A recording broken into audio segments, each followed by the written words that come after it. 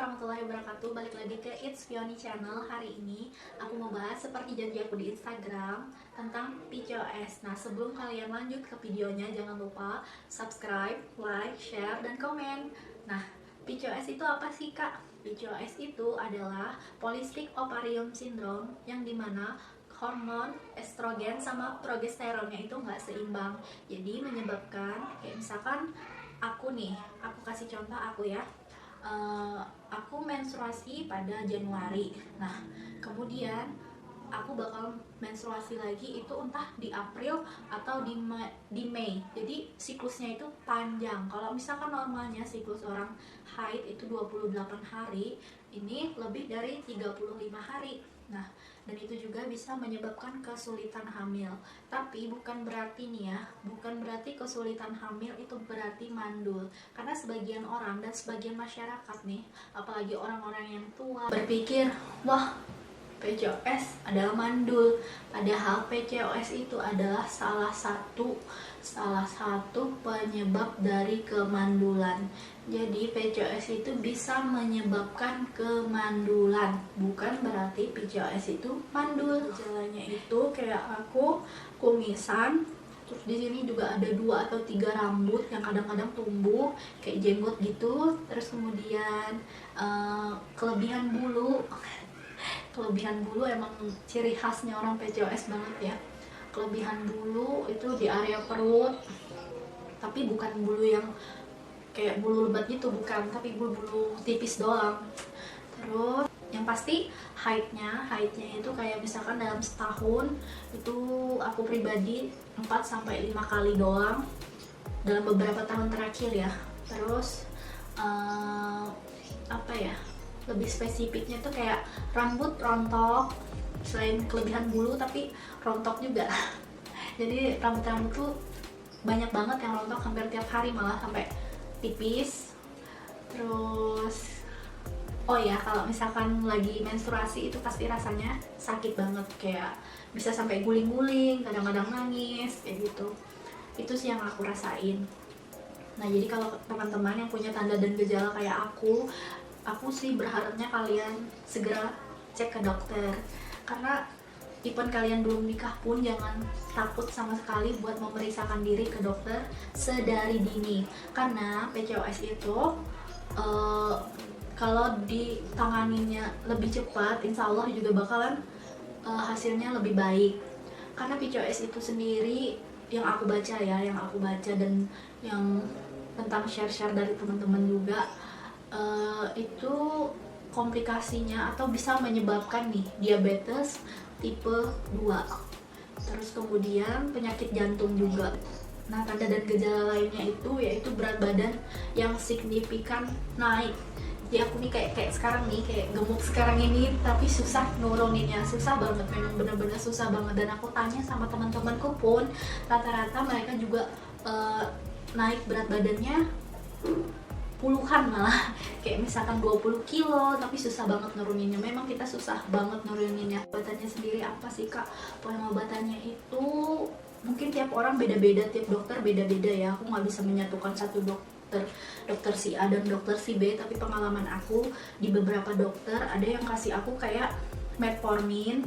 Nah, setelah aku konsumsi si obat metformin dari salah satu dokter itu, aku tuh merasa badan aku tuh kayak lemas, terus kayak mau pingsan. Karena efeknya memang beda-beda ya, mungkin karena aku jarang minum gula, terus gula aku juga normal, jadi aku dapat efek seperti itu. Terus memang kayak di lidah itu kalau minum itu, setahu aku kayak memang rasanya tuh bikin kita mual, karena dia kayak ada rasa-rasa besi-besi kayak gitu.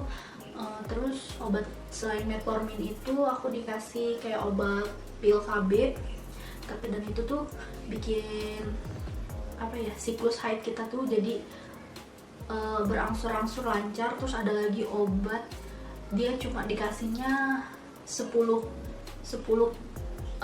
pil gitu, jadi kayak 10 hari, jadi satu harinya itu satu. Nah, aku juga pengen mewakilin buat teman-teman aku di luar sana yang mungkin masih berjuang, masih sama kayak aku. Kita jangan pernah putus berjuang, berusaha, terus berikhtiar juga. Jangan didengerin apa kata orang, mau orang bilang mandul, mau orang bilang A, B, C, itu terserah orang lain. Pokoknya kita tetap fokus dengan perjuangan kita. Pokoknya intinya apa ya, kita berobat mahal-mahal kayak gitu kan, percuma kalau misalkan kita menyia-nyiakan obat yang kita udah konsumsi. Ibaratnya tuh kayak kita tuh udah capek, dalam artian capek yang kita udah setiap hari konsumsi obat nih, tiba-tiba pikiran kita terdistrak kemana-mana, akhirnya kita kayak down kayak gitu, terus nggak akan jadi-jadi akhirnya. Nah, itu pula yang disarankan sama dokter kalau misalkan orang PCOS itu memang harus kurangin tingkat stresnya. Terus apa ya, jangan pernah berpikir kayak misalkan kita tuh kayak apa ya, dan jangan pernah berpikir kalau kita tuh orang-orang yang bakal dijauhin orang lain kayak gitu tuh, jangan pernah berpikir, karena masih banyak orang yang mendukung kita, terus mensupport kita. Itu masih banyak di luar sana, juga masih banyak penderita PCOS lainnya yang saling menyemangati. Bahkan mungkin ada grup-grup seperti itu ya, kayak perkumpulan ibu-ibu yang apa ya, sama-sama berjuang nih, belum punya anak. Oke, yang bisa aku simpulkan di sini pada intinya PCOS itu bukan mandul, tapi PCOS itu bisa menyebabkan kemandulan. Bukan berarti PCOS itu peluangnya sedikit untuk bisa punya anak, tapi hanya kesulitan nih. Tapi dengan cara apa, yaitu tadi kayak olahraga teratur, pola makan sehat, insya Allah, berdoa dan berikhtiar itu juga penting banget. Dan sekarang itu udah canggih banget, ada yang namanya IVF, banyak banget lah. Jadi nih ini pesan banget buat orang-orang yang suka julitin orang-orang yang belum punya anak beberapa tahun kayak gitu ya, please banget stop kayak gitu kan, karena kalian nggak tahu masalah orang itu beda-beda. Masalah orang itu kayak misalkan si A, si B, si C, bukan karena dia PCOS, bukan karena dia mandul, bukan karena dia penyakit lainnya. Itu masalahnya itu ada tersendiri, dan Tuhan itu kasih porsi masing-masing tuh.